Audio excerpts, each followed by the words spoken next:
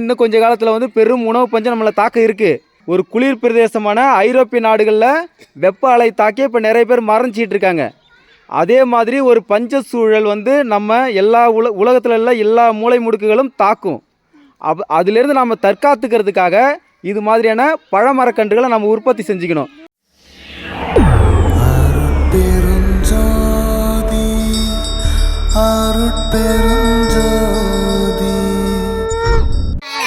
என்னதாங்க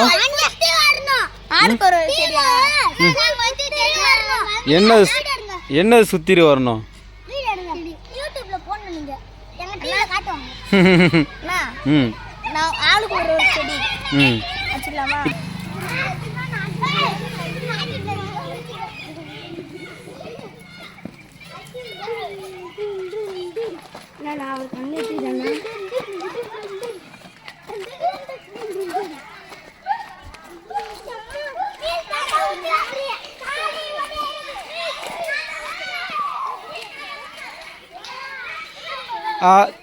தங்கம், இப்போ எல்லாருமே அந்த செடி எடுத்துகிட்டு வாங்க.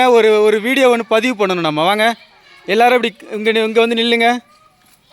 இப்போது நம்ம பள்ளிக்கூடத்தில் இந்த மரக்கன்றுகள் நம்ம நட போகிறோம் இல்லையா? இது எல்லாமே என்ன மரக்கன்றுகள்?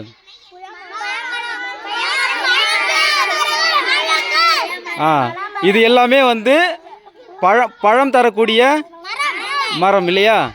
இப்போ நம்ம பழம் தரக்கூடிய மரங்களை நம்ம ஏன் நடவு செய்ய போகிறோன்றத ஒரு சின்ன விளக்கம் நான் உங்களுக்கு தரப்போகிறேன். இங்கே பாரு, அமைதியாக அங்கே கவனிங்க. இப்போது ஐரோப்பிய நாடுகள் கேள்விப்பட்டிருக்கீங்களா? இங்கே கவனி, கையப்பார். ஐரோப்பிய நாடுகளில் வெப்ப அலை தாக்கி இப்போ நிறைய பேர் இறந்துட்டு இருக்காங்க. இந்த விஷயம் கேள்விப்பட்டிருக்கீங்களா? கேள்விப்பட்டிருக்கீங்களா? ஏன் வெப்ப அலை தாக்குது? மரங்கள் இல்லாதனால. அந்த பிரதேசம் குளிர் பிரதேசம். குளிர் பிரதேசத்துலேயே வெப்ப அலை அதிகமாக இருக்குன்னா அப்போ நம்ம ஊரில் நாம் எந்த அளவுக்கு நாம் பாதுகாப்பாக இருக்கணும்? அந்த ஐரோப்பிய நாடுகளில் வந்து வீடுகள் எப்படி கட்டுவாங்கன்னா ஏசி வைக்க மாட்டாங்க. அப்போ மிதமான வெப்ப சூழ்நிலையை அங்கே தக்க வச்சுக்கிற மாதிரியான வீடுகளை கட்டுவாங்க. புரியுதா? ஏன்னா அவங்களுக்கு வந்து அந்த குளிர் பிரதேசத்துலேருந்து குளிரில் நடுங்கிட்டு இருக்கும்போது வீட்டுக்கு போனோடனே ஒரு கதகதப்பு வேணுன்றதுக்காக தான். இப்போ நம்ம ஊரில் நகரத்தில் பார்த்திங்கன்னா நிறைய பேர் ஏசி வச்சுருப்பாங்க. இப்போ அந்த ஏசி வைக்கிறதுனால உங்களுக்கு என்ன பிரச்சனைனாக்கா, அப்போ அந்த ஏசி வந்து மறுசுழற்சி பண்ணுது இல்லையா காற்று, அந்த காற்று வந்து நமக்கு மறுபடியும் வெப்பமாக தான் வருது. அப்போ அதனால தான் வெப்பம் வந்து நம்ம ஊரில் நிறைய தாக்கிட்டு இருக்கு. இப்போ இதை நாம் குறைக்கணும்னா நிறைய மரக்கன்றுகளை நாம் நடவு செய்யணும். நிழல் தரும் மரக்கன்றுகளை மட்டுமே நாம் நடவு செஞ்சோம்னா நமக்கு ஒரு பயன் தான் இருக்கும். இப்போ இதே மாதிரி பழம் தரும் மரக்கன்றுகளை நம்ம நிறைய நட்டோம்னா இப்போ எல்லா வித பயனும் நமக்கு கிடைக்கும். இப்போ ஒரு எடுத்துக்காட்டுக்கு சொல்லணும்னா, ஒரு கிலோ அரிசி வந்து 70 ரூபாய்க்கு குறைவு இல்லாமல் விற்கிது. அப்போ அதை வாங்குறதுக்கு சிரமப்படுறோம். தினசரி ரேஷன் கடையில் அரிசி வாங்கினா தான் நம்ம வீட்டில் வந்து சோறாக்க முடியுது. இந்த சூழ்நிலையெல்லாம் தவிர்க்கணும்னா நாம் இந்த மாதிரியான பழ உணவுகள்லேருந்து ஒருவேளை உணவாவது நாம் எடுத்துக்க முடியும். சரியா? அதுக்காக தான் நாம் பழமரக்கன்றுகளை நாம் நடவு செய்ய போகிறோம். நல்லா கவனிச்சிக்கோங்க. இந்த பள்ளிக்கூடத்தில் மட்டுமே நம்ம இந்த பழமரக்கன்றுகளை நடவு செய்ய போகிறதில்ல. உங்களுடைய ஒவ்வொரு வீட்டிலையுமே வந்து இது மாதிரியான மரக்கன்றுகளை நாம் நடவு செய்ய ஆரம்பிச்சிக்கணும். அப்படி செஞ்சோம்னா எதிர்காலத்தில் வர்ற உணவு பஞ்சத்தை நம்மளால் எளிதாக தவிர்த்துக்க முடியும். நல்லா கவனிச்சிங்களா?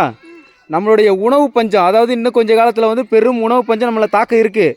இப்போ நான் சொன்னேன் இல்லையா, ஒரு குளிர் பிரதேசமான ஐரோப்பிய நாடுகளில் வெப்ப அலை தாக்கி இப்போ நிறைய பேர் மறைஞ்சிட்டு இருக்காங்க.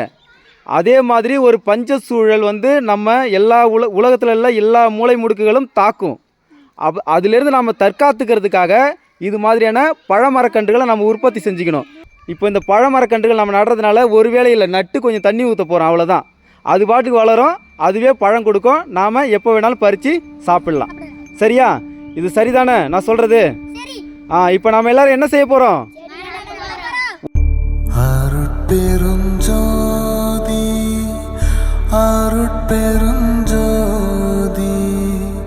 தனிப்பெரும் கருணை அருட்பெருஞ்சோதி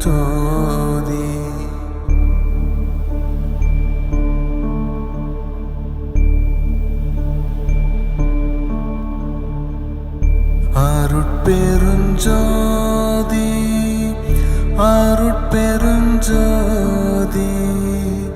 தனிப்பெரும் கருணை அருட்பெருஞ்சோதி